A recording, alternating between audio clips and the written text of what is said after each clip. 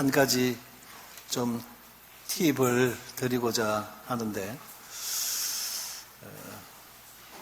우리 오늘 함께 하셨던 우리 김인준 형제님 큰형님이 이제 부산에 사시는데, 그분과 지난 월요일 날 한 5시간 정도 이렇게 함께 하면서 교제를 했었어요. 이제 내과 의사 선생님이시거든요. 울산 종합체육관 옆에 거기서도 내과를 하셨고, 저희가 이런저런 대화를 나누다 보니까 남원에 이제 서복주 형님 이야기도 나왔어요. 그리고 우리가 참 존경하고 참으로 신뢰한다라고 했을 때, 본인도 울산에서 상당히 그 실력이 있는 의사였다 하는 것을 이제 이야기를 하시는 거예요. 그 한 가지 예로 이제 정주영 회장이 다른 의사들이 처방한 약은 안 드셔도 우리 김용 내과 의사 선생님이 이제 처방한 약은 이제 신뢰하고 드셨다. 이렇게 하시더라고요. 그런데 의사와 이제 그 복음을 나누다 보니까 한 가지 우리가 유의해서 전해야 될 부분이 있겠구나 싶어가지고 하나 이제 예를 드리는 거예요. 이제 쭉 이제 교제들을 하다가 예수님이 그 십자가 이야기가 나와서요. 그러니까 이제 그분이 질문하시는 것은, 그러면 예수 그리스도의 그 사인이 뭐냐 하는 거죠. 십자가에 돌아가셨는데 사인이 뭐냐. 그러면 결정적으로 죽은 그 원인이 뭐냐 이거거든요. 뭐예요? 과다출혈. 대부분 우리가 그러잖아요. 모진 채찍, 그 다음에 사지에 못 박혀서 흘린 피. 이미 이제 이 창을 받으실 때는 이미 돌아가신 거죠, 그죠? 좌우의 죄수들을 보니까 아직 꿈틀거리고 있으니까 다리를 꺾어서 강제로 이제 확인 사살을 했어요. 예수님께 와서 보니까 이미 운명하셨더라고요, 그죠? 돌아가셨어요. 그래서 확인 사살을 또 하죠. 창으로 이제 옆구리를 찌르니 이래 나오는데, 절대로 사람이 그래서 안 죽는다는 거죠. 얼마나 채찍으로 두들겨 맞고 이렇게 해서 십자가에 그렇게 매달았다고 사람이 그렇게 쉽게 죽는 것이 아니라는 거예요. 사인이 뭐냐? 그래서 과다출혈이라고 하면 안 되는 거예요. 의사들하고 할 때는. 피를 너무 많이 흘려서 돌아가셨다. 이래가지고는 의사들에게는 안 맥혀요. 찾아드리겠습니다. 요한복음 19장.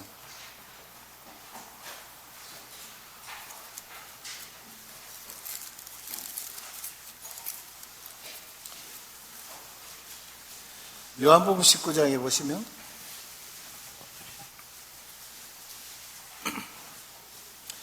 19장인 28절에 그 후에 예수께서 모든 일이 이미 이룬 줄 아시고 성경으로 응하게 하려 하사 이르시되 내가 목마르다 하시니 거기 신 포도주가 가득히 담긴 그릇이 있는지라.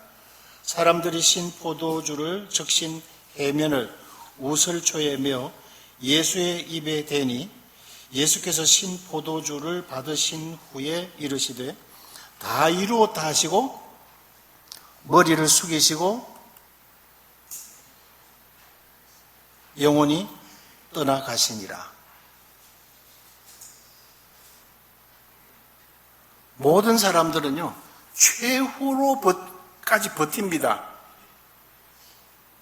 자신이 호흡을 할 수 있을 때까지 버티고 숨을 쉬려고 합니다. 김종문 형님 이제 소천하실 때 그 마지막 임종을 병상에서 지켜봤거든요. 그 건장한 양반이잖아요. 마지막 있는 힘을 다해서 숨을 들이키려고 하는데 숨이 더 이상 쉬어지질 않아요. 그러면서 딱 숨이 멎고 사르르 이제 가셨어요. 그것이 우리 인간입니다. 그런데 우리 주님은 어떻게 하셨어요? 다이로또 하시고 머리를 숙이니 영혼이 떠나가시니라. 마지막까지 버티다가 가신 분이 아니에요.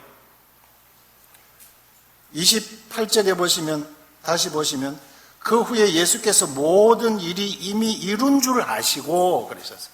성경으로 응하게 하려 하사 하셨어요. 우리 주님이 이 땅에 오신 이유가 우리의 인류의 모든 죄값을 속량하시는 것이었어요. 당신이 십자가에 피 흘려 죽으시는 그 피값으로 우리의 모든 죄값을 대신 지불하시는 것이었어요. 그리고는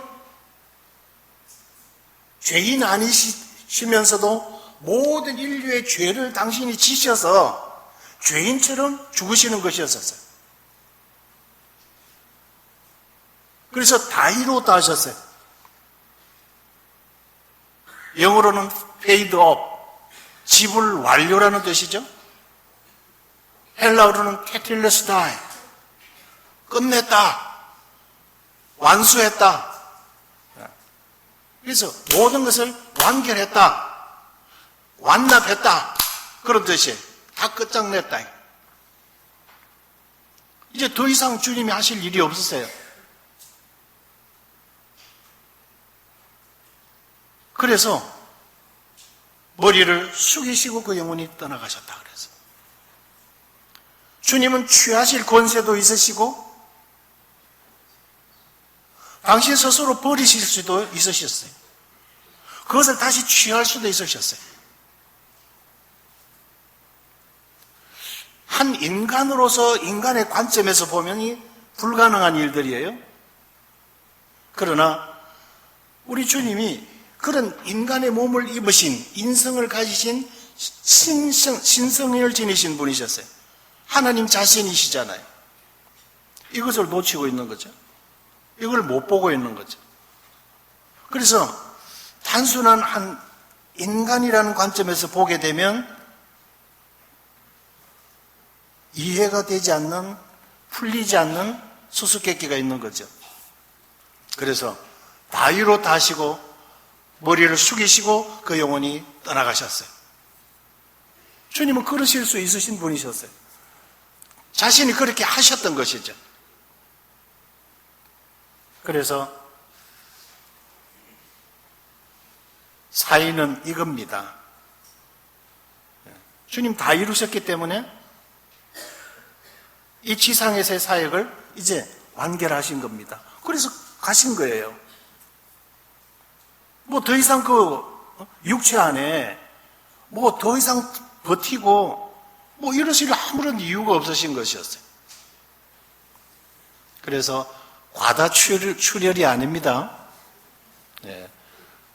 피를 너무 많이 쏟아가지고 기운이 다 진해가지고 더 이상 버틸 수 없어서 돌아가신 것이 아니라는 거죠. 아시겠죠? 오늘은 지난 시간에 이어서 드리는 말씀인데 이리로 올라오라 하는 말씀이 지난 시간의 주제였습니다. 오늘은 하늘의 열린 문에 관한 주제로 동일한 요한계시록 4장 말씀을 가지고 나누겠습니다. 다시 한번 요한계시록 4장 1절을 펴주시기 바랍니다. 요한계시록 4장 1절에 이 일 후에 내가 보니 하늘에 열린 문이 있는데 내가 들은 바 처음에 내게 말하던 나팔 소리 같은 그 음성이 이르되 이리로 올라오라. 이후에 마땅히 일어날 일들을 내가 내게 보이리라 하시더라. 요한계시록 1장에서 3장까지는 1세기에서 21세기까지의 교회, 이 지상에서의 교회가 주님으로부터 받던 그 사명을 수행하는, 그리고 그 교회들이 어떤 역할들을 어떻게 수행했느냐에 따라서 주님이 평가하시는 내용이 나오고, 어떤 교회는 칭찬하셨고 어떤 교회는 책망하셨던 교회들이 있었습니다. 그리고는 이제 후일에 당할 일을 주님이 보시고 말씀해 주셨습니다. 우리가 수요일마다 역사적 관점에서 보는 교회사라는 주제로 이 말씀을 다 드렸던 내용입니다. 그러나 이런 도표들을 이제 지난 시간에도 보여드렸고 오늘도 보여드리는 이유들은, 우리가 이런 분명한 역사관을 가지고 알고 배웠을 뿐만 아니라 이것을 다른 사람들에게도 나눌 수 있어야 되기 때문에 그런 것입니다. 에베소, 스무나, 버가모, 두아디라, 사데, 빌라델비아 교회, 이 소아시아의 이 포물선을 그리고 있는 7 교회는 다시 말해서 1세기에서부터 21세기까지 있게 될 교회 역사를 말씀해주고 있었습니다. 당시대에 있었던 교회이기도 하고, 지금 현재 교회에 관련된 교훈들이 담겨 있기도 하고, 전 교회의 역사가 담겨 있기도 한 교회사 관점에서 예언적 말씀이기도 하는 것입니다. 에베소 교회는 사도시대에 교회를 말씀하고 있고, 또 스무나 교회는 핍박과 순교시대, 그리고 세속과 타협했던 교회시대, 그리고 점점 기독교가 로마 정부와 결탁을 해서 로마 정부화되어져 있는 교회가 되어진 거예요. 그래서 로마 캐토릭이 되어진 것이죠.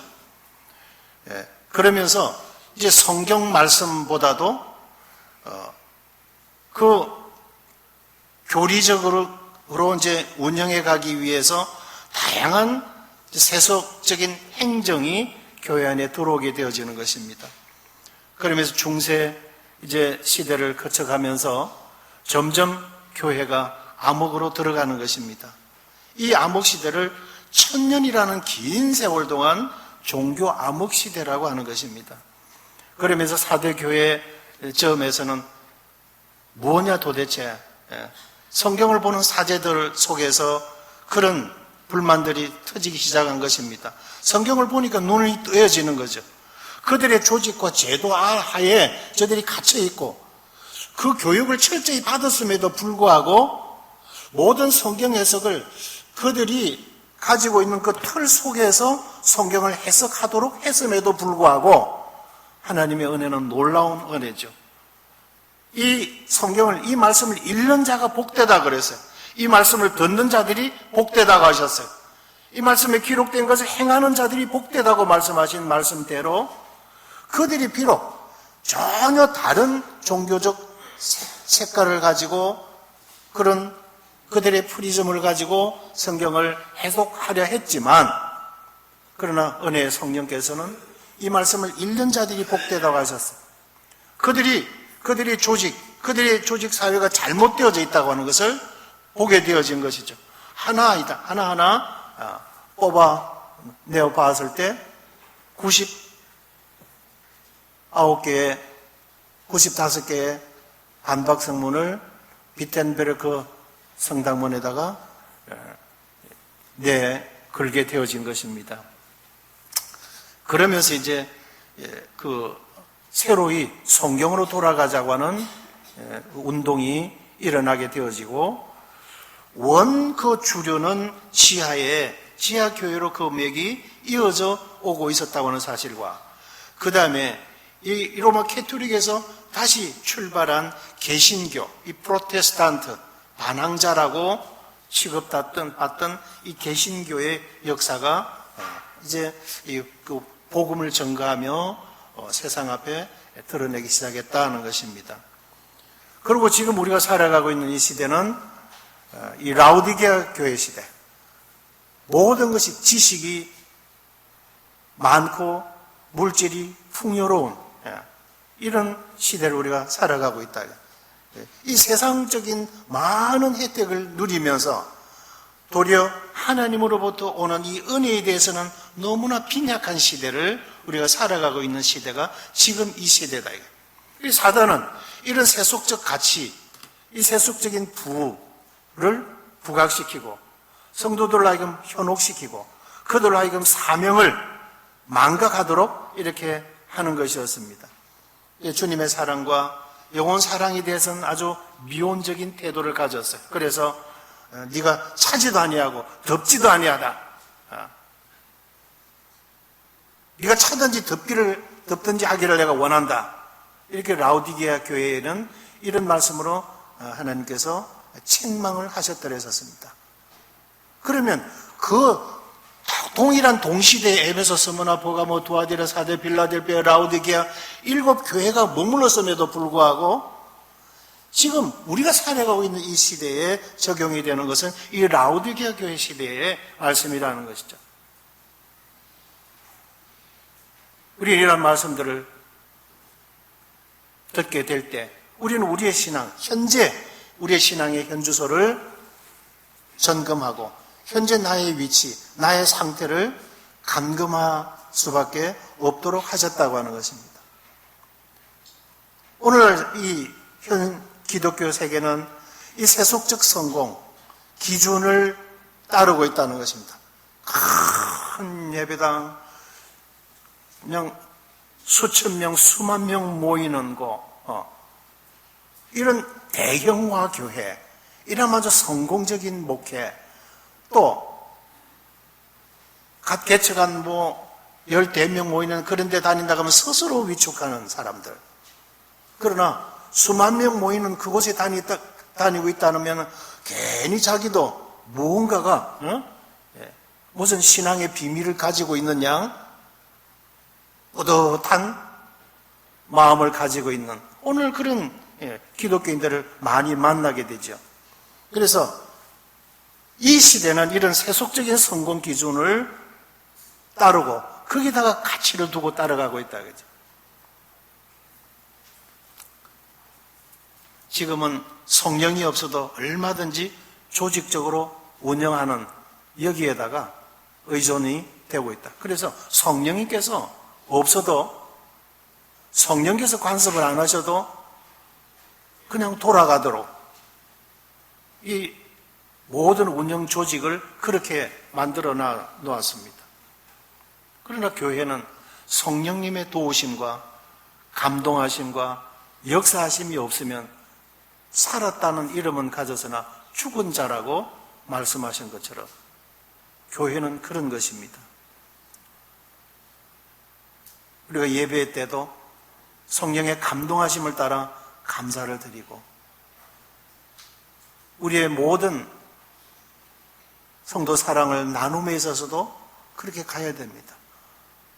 모든 우리의 매사 성도들의 삶이 은혜의 성령님의 인도하심을 따르는 하루가 되기를 소원하고 아침에 눈을 뜨면서부터 우리는 말씀 앞에 가까이 갈 때에 주의 성령께서 1년 이 말씀 속에서 오늘 내 하루 영의 양식이 되는 말씀을 주시고 교훈을 주시고 오늘 하루 삶을 인도해 주시기를 의탁하는 그런 겸허하고 겸손한 마음으로 빈 그릇으로 우리가 하나님 앞에 나아가는 이런 경건한 삶이 나날이 이어져야 되는 것입니다. 그래서 이 요한계시록 1장에서 3장까지는 1세기 교회에서부터 21세기 교회가 총망라되어져 있는 교회사를 다루고 있다는 것입니다.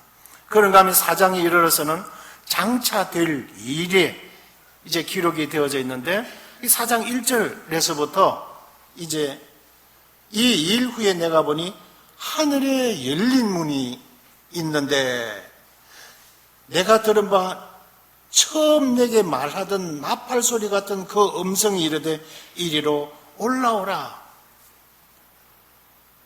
그 부름을 받고 이 사도 요한이 밤모섬에서 그가 천상에서 이 지상에 있는 교회를 내다보고 이 지상에 있는 이 세대를 내다본 것이었습니다.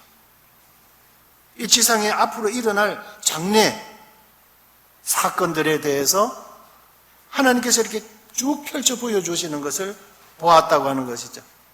내 본 것과 이제 있는 일과 장차 될 일을 기록해라.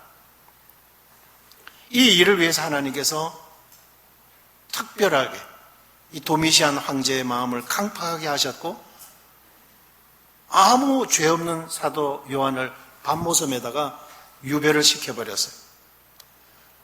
당시에 많은 사람들을 이 기름 가마솥에다가 집어넣어서 기름을 부어서 익혀서 죽이고 튀겨서 죽이고 아주 그런 잔인한 왕이었는데 이 사도 요한에게는 그런 형벌보다도 그냥 유배를 보냈던 것입니다.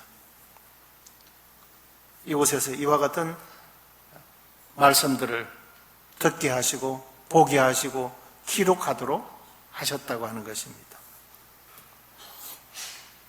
이 일 후에 내가 보니 하늘에 열린 문이 있는데 내가 들은 바 처음에 내게 말하던 나팔 소리 같은 그 음성이 이르되 이리로 올라오라. 이제 이 4장 1절 이후로 요한계시록 안에 교회가 사라지게 됩니다. 그런데 그 교회는 다른 모습으로 천상에서 하나님 앞에 예배를 드리는 모습이 나오게 돼요. 그러면서 지상에는 무시무시하고 두려운 사건들이 전개되게 되어지죠. 그래서 이런 시점은 어느 시점이고 이런 일들이 어떻게 이루어지고 이런 일들이 이루어지게 되어질 이런 서막이 곧 열어지게 될 때에 직전에 있는 우리들이 그러면 우리는 어떻게 해야 되겠는가 하는 것이 사실상 이 말씀에서 우리에게 주시고자 하는 메시지가 될 것입니다. 하늘에 열린 문. 첫째는 교회 시대가 끝날 때 하늘의 문이 열린다 하는 겁니다. 이리로 올라오라. 사실은 대표적으로 이 사도 요한을 부르셔서 이끄셨지만 사장에서부터 교회 시대는 막이 내려지게 됩니다. 교회 시대가 없어지게 돼. 이제 교회는 천상으로 들림받게 되어진다는 것이죠. 그리고 교회가 들림 받은 이후에 이어질 것은 이 지상에 7년 대환란이 오는데 이거는 지상 백성들과 관련되어져 있는 사건이지 교회와는 화해전에 저들을 부르신다고 말씀하셨어요. 주님께서 이 지상에 이와 같은 일들이 일어나기 전에 부르실 것을 말씀하셨다는 것입니다. 그리고 교회의 축복은 천상의 축복이지 이 지상의 축복이 아니라고 하는 것입니다. 그리고 요한복음 16장 33절에서 세상에서는 너희가 환난을 당하나 그러나 담대하라. 내가 세상을 이기었노라. 그렇게 말씀하셨어요. 나를 의지하고 너희들이 세상을 담대하게 세상을 향해라. 이런 말씀이죠. 빌립보서 3장 20절에서는 우리의 시민권은 하늘에 있다 하셨어요. 천국 시민으로서의 권리 행사는 천상에서 우리가 그렇게 누려가야 될 것이지 이 지상에서 우리는 사실상 소망이 없는 세상이다 하는 거죠. 두 번째로 은혜의 시대가 끝날 때 하늘의 문이 열린다.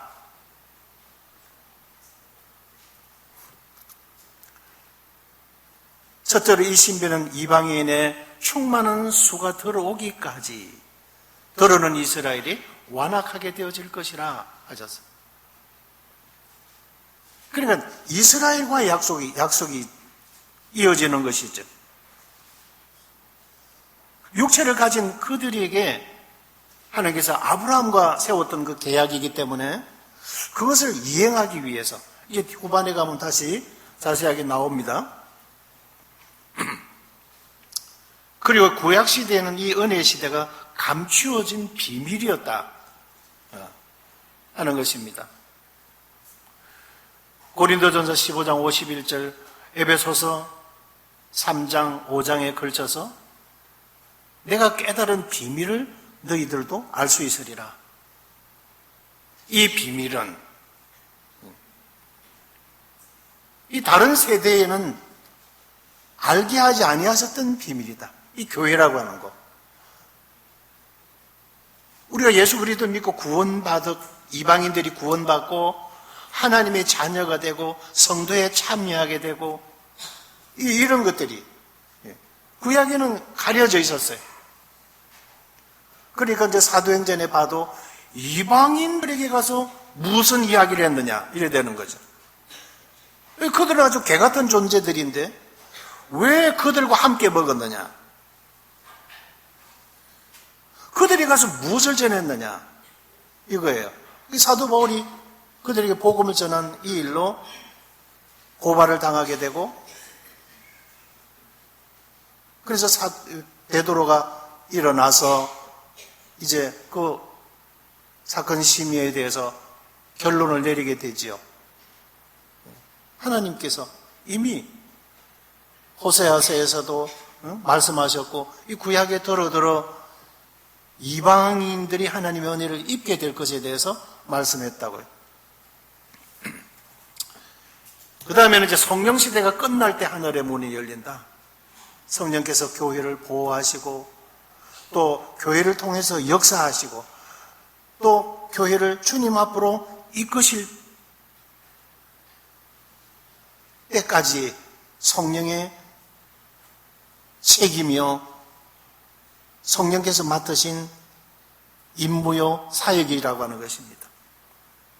이 악한 죄의 역사가 일어나고 있어요. 지금도 역사하고 있지만 이제 최종적인 어떤 그런 마지막 카드를 내놓지 못하도록 막고 있다 하는 것이죠. 이 데살로니가후서 2장 1절, 6절, 7절에 보게 되면 그 가운데서 올리올 때까지 하리라 그랬었어요. 교회가 주의 부름을 받아서 이리 올라오라 할 때 교회가 주님 앞으로 끌림을 받아서 갈 때까지 주의 성령께서 맡고 계시고 지키고 계신다 하는 것입니다. 이중적으로 우리 안전장치가 있어요. 성령께서 보호하시고 또 우리에게 뭐예요? 천사들이 지키고 있어요.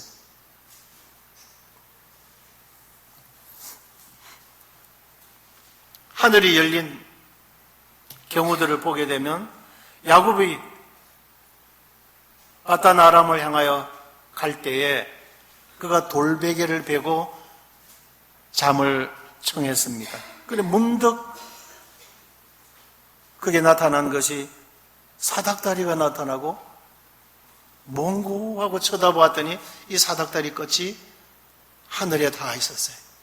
거기서 하나님의 보좌로부터 천사가 오르락 내리락 하고 있는 것을 보았더라 그랬어요.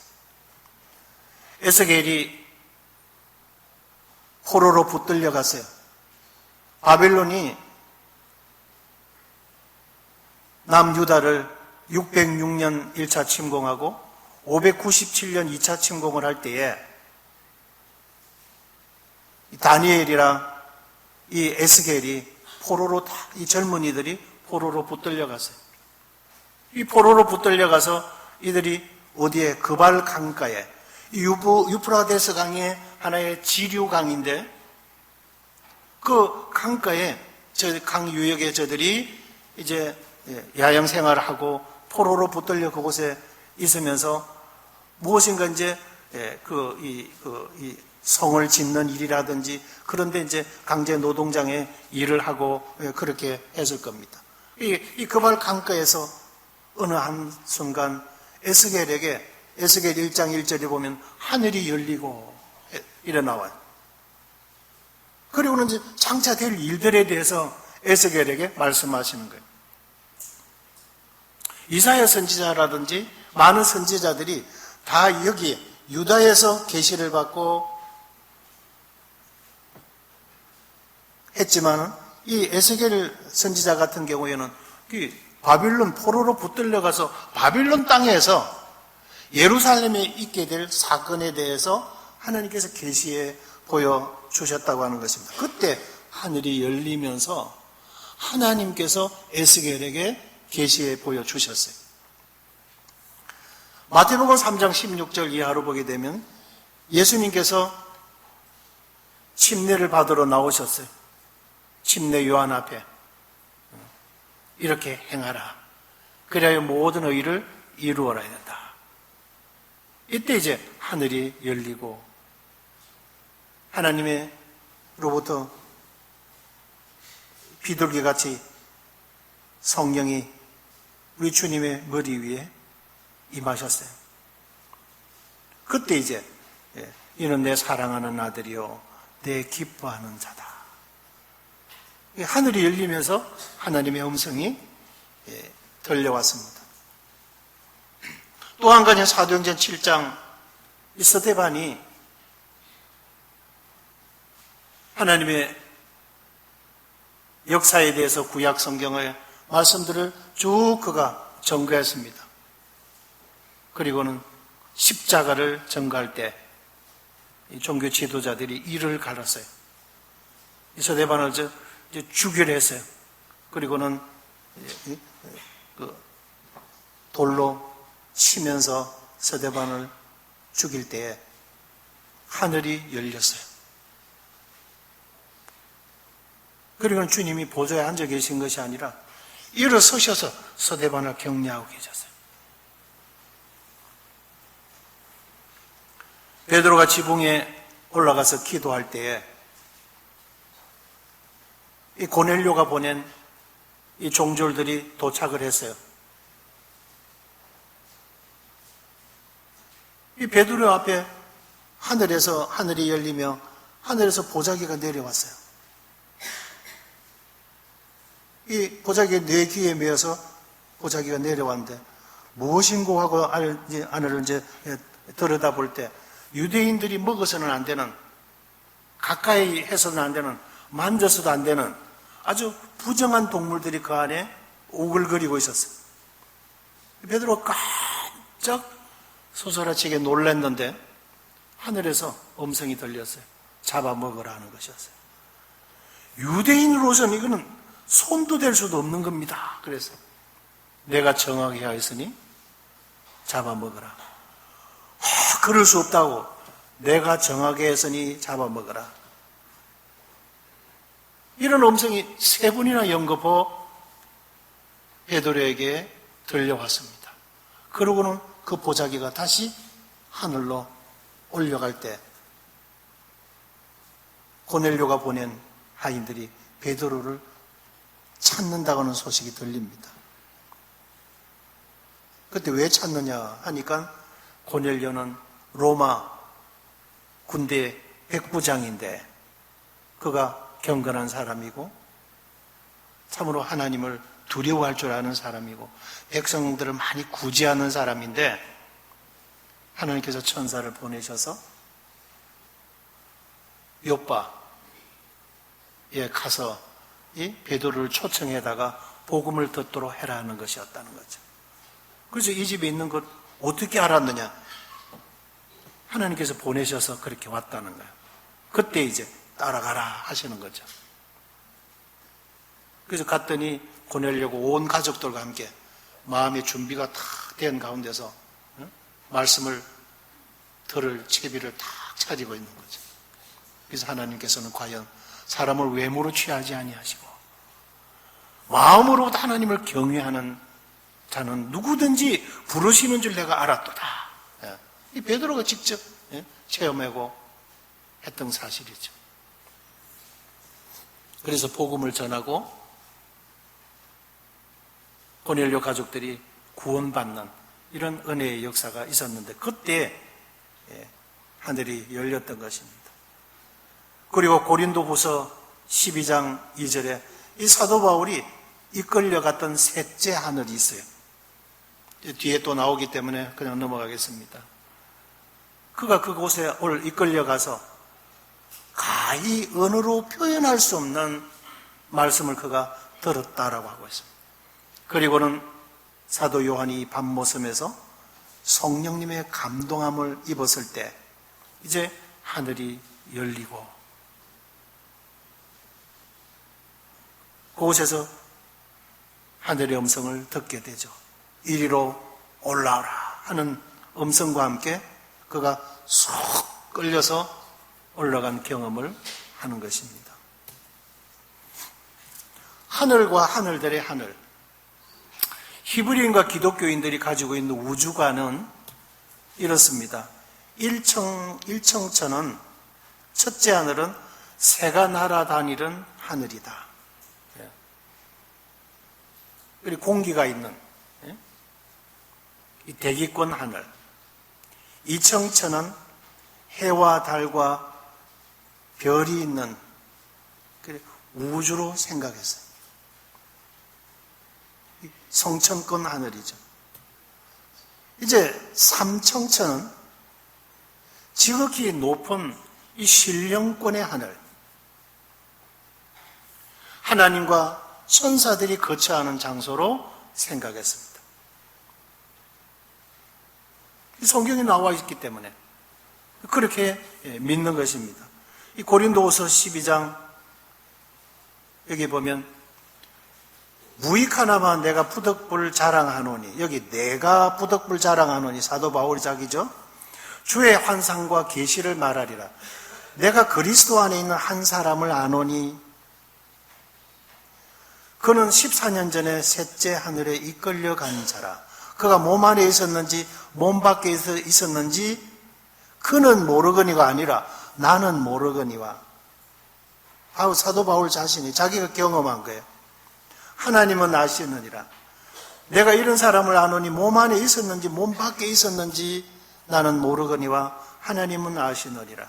그가 나군으로 이끌려가서 말로 표현할 수 없는 말을 들었으니 사람이 가히 이르지 못할 말이로다. 이 셋째 하늘에 바울이 이끌려가서 보여주시고 듣게 해주시는 놀라운 계시가 있었다는 것입니다. 다 이해가 되었어요. 다 깨달아졌어요. 그런데 이 지상이라는 현실에 그가 다시 돌아와서 그가 듣고 보았던 것을 이 언어로 표현하려니 표현이 안 되는 거예요. 그런 의미가 없어요. 천상의 언어라는 거죠. 한 말씀 한 말씀들이 너무나 감동적으로 그 가슴에 와닿았던 말씀이었어요. 다 이해가 되고 다 사실적으로 깨달아졌던 말씀들인데 표현해낼 수 있는 단어가 없는 거예요. 아마 우리가 주님 앞에 갈 때 새 노래로 찬양을 할 때 우리가 감동함을 입고 찬양을 부를 때 아마 이런 찬양을 부를 것입니다.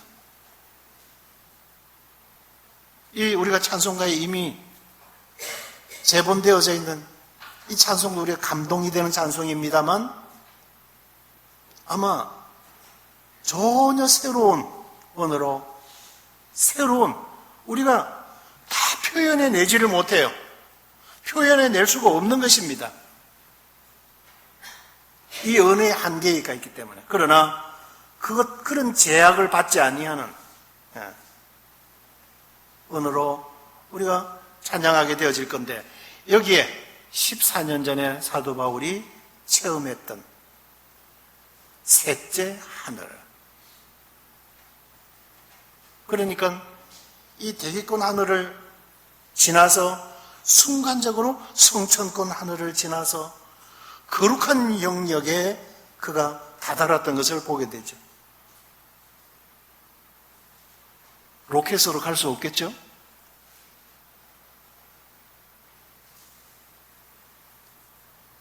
그러나 믿음 안에서는 갈 수 있는 나라였습니다. 이 신령권의 하늘입니다. 이사야 14장에서는 지극이라고 표현하고 있어요. 북극이라고 표현하고 있어요.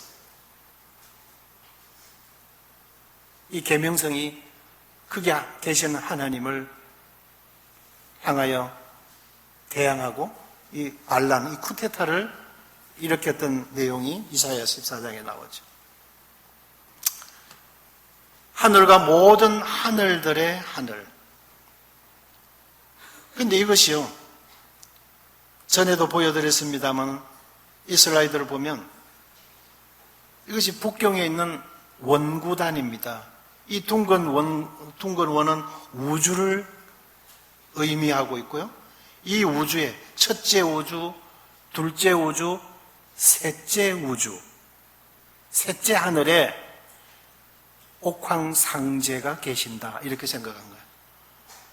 그래서 이 황제가 이 동지와 하지가 되면 여기 혼자 올라가서 여기 입구에 번제단이 있었어요. 거기서 제물을 불살라 하늘의 하나님께 제를 올리고 성결하게 한 다음에 그 다음에 여기 셋째 하늘이라는 이 정중앙에서 하늘의 하나님께 기도했던 장소였습니다.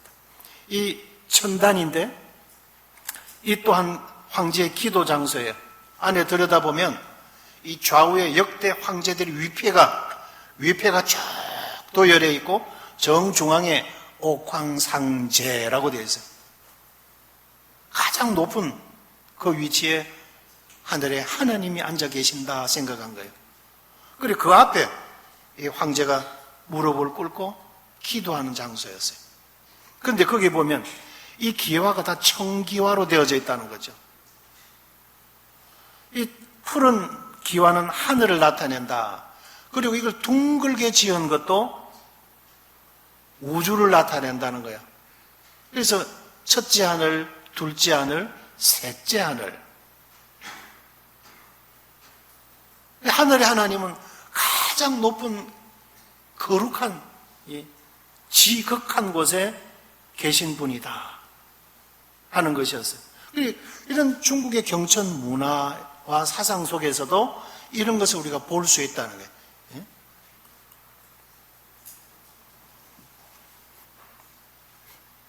히브리서에서는, 히브리어로는 이 하늘이라는 단어를 쉬마임 뭐 이렇게 표현하고 있었어요. 이 우주적 하늘에 대해서. 그런가 하면 이 우주적 하늘에서 하나님께서 이 천지를 만드시고 궁창을 활궁 이렇게 휘어서 하늘을 만드시고 물을 궁창 위의 물과 궁창 아래의 물로 나뉘시니라 이래 되어 있어요. 이 창세기 1장 8절을 20절에 그래 되어 있어요. 그래 거기에 나오는 하늘을 표현할 때는 라키아라고 하는 단어를 쓰고 있어요.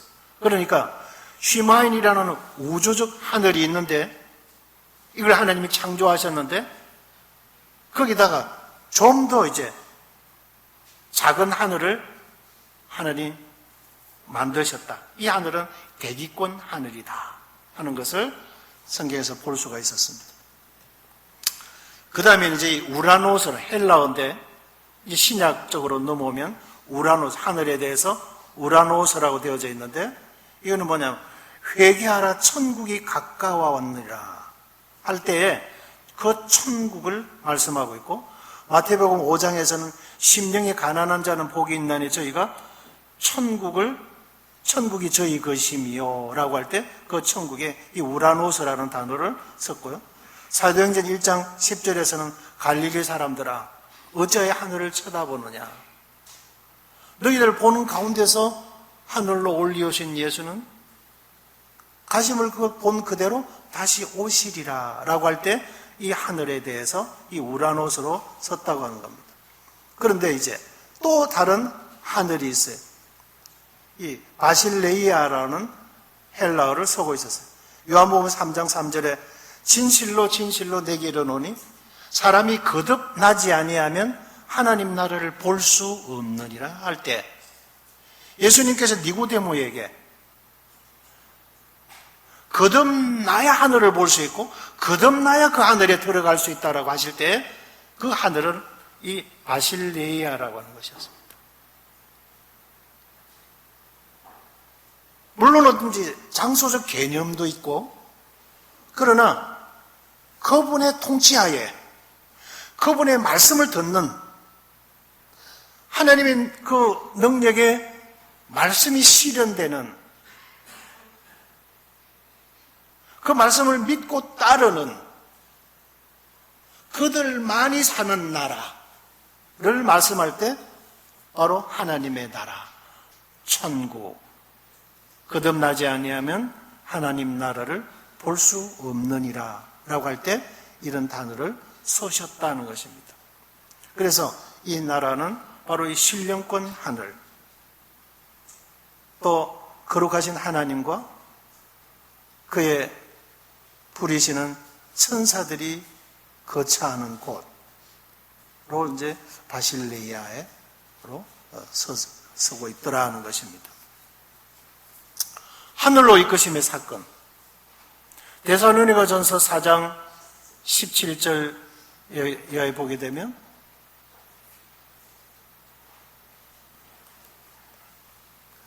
그들과 함께 구름 속으로 끌어올려 공중에서 주를 영접하게 하시리니 그리하여 우리가 항상 주와 함께 있으리라.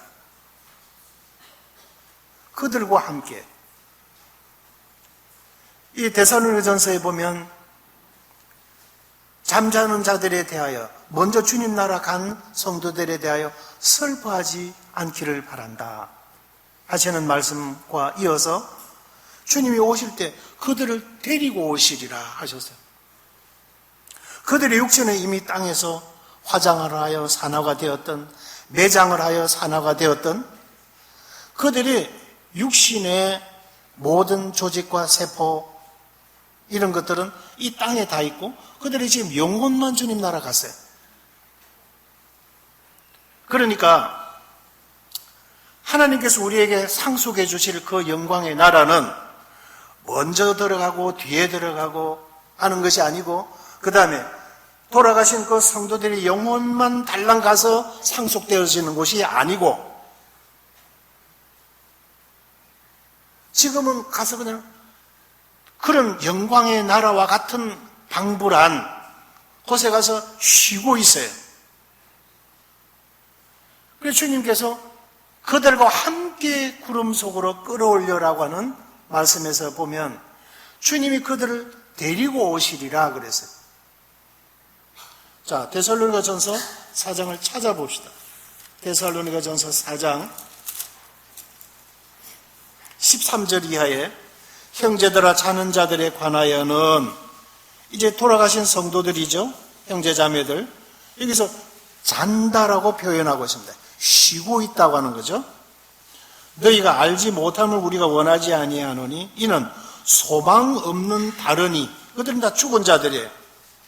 잠자는 자들이 있고 죽은 자들이 있어요. 자는 자들에 관하여 기록하고 있는 것이죠. 소망 없는 다른 이와 같이 슬퍼하지 않게 하려 합니다. 14절 우리가 예수께서 죽으셨다가 다시 살아나심을 믿을진데 이와 같이 예수 안에서 자는 자들도 하나님이 그와 함께 데리고 오시리라. 우리가 주의 말씀으로 너희에게 이것을 말하니 주께서 강림하실 때까지 우리 살아남아 있는 자도 자는 자보다 결코 앞서지 못하리라. 주님이 오신다고 우리가 부활이 되어서 우리가 먼저 들어가고 여기는 이제 부활이 수습이 되어져 가지고 다시 이런 시차가 없다는 것이죠. 16절에 주께서 호령과 천사장의 소리와 하나님의 나팔로 친히 하늘로부터 강림하시리니 그리스도 안에서 죽은 자들이 먼저 일어나고 그 후에 우리 살아남은 자들도 그들과 함께 구름 속으로 끌어올려 공중에서 주를 영접하게 하시리니. 고린도전서 15장에서는 호련히 변화하리니 순식간에 눈 깜짝할 그 순간에 그러니까 이제 돌아가셨던 성도들을 주님이 데리고 오시고 이제 부활을 시키셔요. 결합을 해서 그런 그러면서 동시에 우리도 신령한 몸으로 영원히 사는 몸으로 하나님의 나라에 가서 영원히 사는 몸으로 변화가 되고, 그리고는 동시에 우리가 주님을 맞이한다, 이 말씀이에요. 결코 우리가 앞서가는 게 아니다. 먼저 가셨다고 먼저 천국에 입성해서 영광의 나라를 누리는 것이 아니다. 지금은 가서 편히 쉰다 하는 것입니다. 그래서 다시 데리고 오시고 부활시키시고 우리도 변화가 되고, 이렇게 해서 함께 우리가 주님을 맞이한다 하는 것입니다. 아시겠죠? 예. 그러면 구름 속으로 끌어올려라고 하는 단어를 보게 되면 하르파조라는 단어인데, 이 단어의 세 가지로 정의를 하면 강제로 채가다, 붙잡다, 낚아채다, 그런 단어라고 하는 것입니다. 순식간에 일어나는 거예요. 그러니까 잠깐만요, 저기 은행에 아니, 필요 없어요. 그 나라는 은행에 예치해 놓은 게 아무 필요 없는 거야. 잠깐 우리 딸이 아직 예수를 안 믿던데 그때는 끝났어요.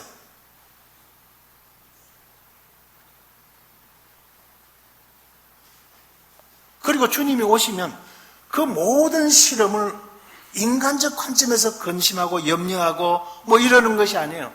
순간적으로 일어나면서 그 다음에 영광의 주님을 만나게 되는 그 마음에 모든 거 다 내려놓고 우리는 미련 없이 주님 나라로 가는 것입니다. 그래서 휴거라고 하는 단어를 굳이 쓰는데 성경에는 없는 단어입니다. 이제 휴거, 우리가 주님 나라로 쉬러 가는 거예요. 그런 의미인데, 눈 깜짝할 사이에 일어날 사건이다. 전혀 예상치 못한 시간에 일어날 대실종 사건이 되어질 것이다 하는 겁니다. 언제요? 아무도 몰라요. 그러나 불언간에 안이불 멀원, 멀지 않은 어느 날에 일어날 사건이라는 것입니다. 벌써 이 말씀을 하신 지가 제법 됐습니다.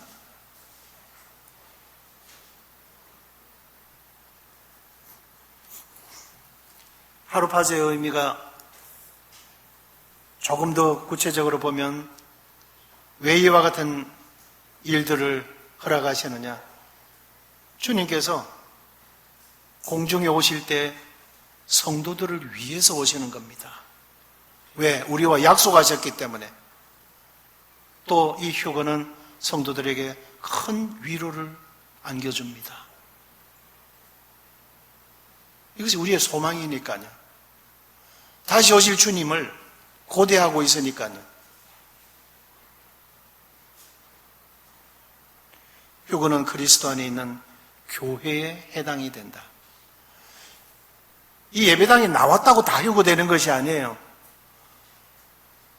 이 예배당에 5년을 다녔다, 10년을 다녔다, 아무 상관없습니다.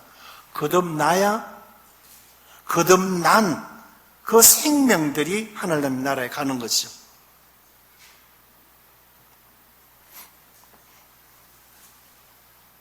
휴거 때 믿는 자들의 몸이 변화가 된다고 성경 고린도전서 15장에서 말씀하고 있죠. 그리스도의 재림은 첫째 공중 재림이 있다.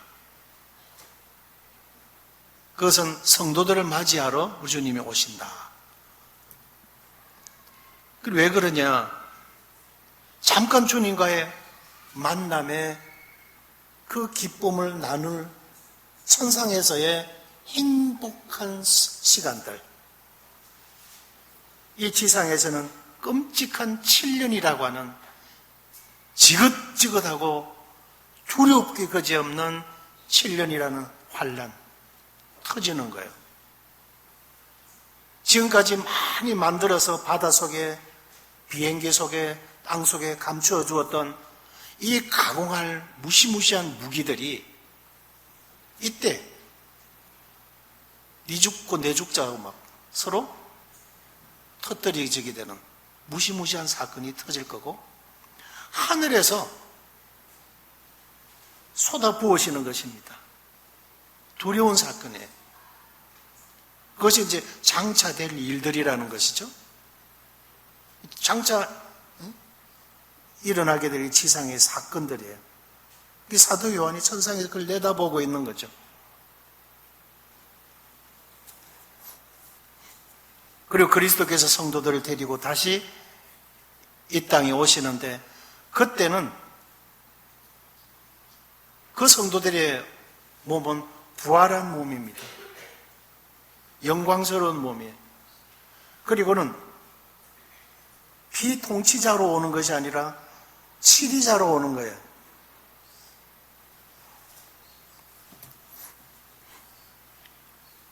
우리 주님의 재림 때에, 지상 재림 때에 열국을 심판하십니다. 그리고 이 지상 재림은 아브라함과 세우신 언약의 성취입니다.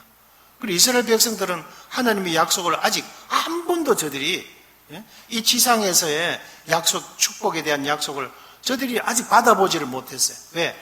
계속 불신하니까 하나님께서 알았어, 딱 문을 닫으시고 하나님의 축복을 이방인들에게 지금 넘기고 계신 거죠. 누구든지 예수님 믿으면 하나님 자녀되고 구원받는, 영원한 생명 얻는 이런 은혜를 지금 이방인들에게 허락하고 계신 겁니다. 그러나 로마서 11장에 이 이방인의 충만한 수가 딱 들어오면 이 은혜 때는 다시 마감이 되고, 이스라엘 백성들에게 보류시켰던, 유보했던 은혜를 하나님께서 허락하신다는 거죠. 그게 스가랴서의 말씀이고 로마서 11장의 말씀이라고 하는 것이죠. 이 재림은 이스라엘 민족의 마음을 회개시킨다. 요한계시록 1장에 보면 그를 찌른 자도 그를 볼 것이요. 주님이 오실 때에 이제 그들의 회개하는 것입니다. 민족적인 회개가 일어나요. 2000년 전에 우리의 종교 지도자들 로마 정부와 합세하고 헤롯 땅과 합세해서 십자가로 죽여야 될 아무런 죄가 없는 예수님을 죄인 취급해서 내몰아서 십자가에다가 매달았던 그 예수가 바로 우리의 메시아였구나, 악불사 하면서 저들이 가슴을 치고 통곡하게 되는 거예요.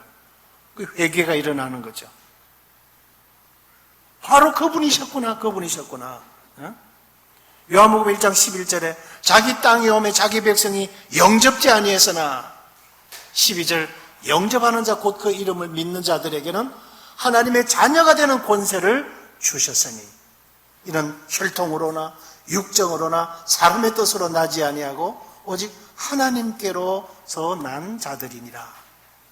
이런 말씀들이 다 그렇게 이어지고 엮어지게 되어져 있는 겁니다. 그래서 이스라엘 민족은 거기에서 주님의 재림과 함께 저들은 지상 재림과 함께 회개하는 회개의 역사가 일어나는데, 그런 일들이 일어나기 전에 이 지상에서 환란 기간 동안에 무슨 일들이 일어나냐면, 이스라엘 백성들 중에서, 이스라엘 각 지파 중에서 12지파에서 차출된 사람들이 모여있는 그 수를 보니까 14만 4천 명이더라. 그들이 곧 도래할 천년왕국, 하나님께서 민족에게 약속하셨던 은혜의 날이 곧 도래한다라고 저들이 전가하는 거야. 누가요? 이스라엘 백성들이. 지금 신천지고 여호와의 증인들이고 이방인들이 감히 자기들이 14만 4천이니 꿈 깨야 되고, 그 사람들 착각하는데 그들은 이방인들이지. 김씨, 이씨, 박씨들. 그런데 감히 저것들이 왜 이스라엘 백성이라고 자처하면서 14만 4천 명이 어쩌고 저쩌고. 착각을 해도 한참 착각을 하는데 그거는 착각의 영, 악한 영이 그렇게 속인 거죠. 그래서 이제 그들을 통해서 이스라엘 민족의 믿음을 받아들인 열국이 천년왕국에 들어가고 모든 전 이스라엘 백성들이 천년왕국으로 들어가고 그렇게 되어 있어요. 자, 그래서 이렇게 성경이 풀어질 것을 우리에게 말씀하셨습니다. 오늘 예배 시간에 한 형제님이 히브리서 9장 28절 말씀으로 예배를 드렸는데 이와 같이 그리스도도 많은 사람의 죄를 담당하시려고 단번에 들이신 바 되셨고, 참 이 말씀을 읽을 때 가슴 아픈 것이 이와 같이 그리스도도 많은 사람이 아니고 모든 사람을 위하여 피값을 지불하셨지만 믿는 자들이 있다는 것이죠. 그리고는 안 믿는 자들이 있다는 것이죠. 아무리 그런 의로운 일을 주님이 이루어 주셔서도 그곳에 대해서 안 믿는 이들은 여기에서 제외되기 때문에 많은 사람이라고 나온 거죠. 구원에 이르게 하기 위하여 죄와 상관없이 자기를 바라는 자들에게 두 번째 나타나시리라. 우리 주님은 필히 오십니다. 그래서 데살로니가 전서 4장 18절에 그러므로 이러한 말로 서로 위로하라. 우리 주님은 곧 오십니다. 우리 주님 곧 오신다 할 때 뭐라고 한다 그러죠? 예? 마라나타. 예. 우리 주님 곧 오십니다. 예. 그래서 하늘 문이 열리고 이리로 올라오라 부르실 그날이 불언간에 펼쳐지게 될 것이라는 것입니다. 그래서 우리가 지금은 자다가 깰 때가 되었다 하는 것이죠.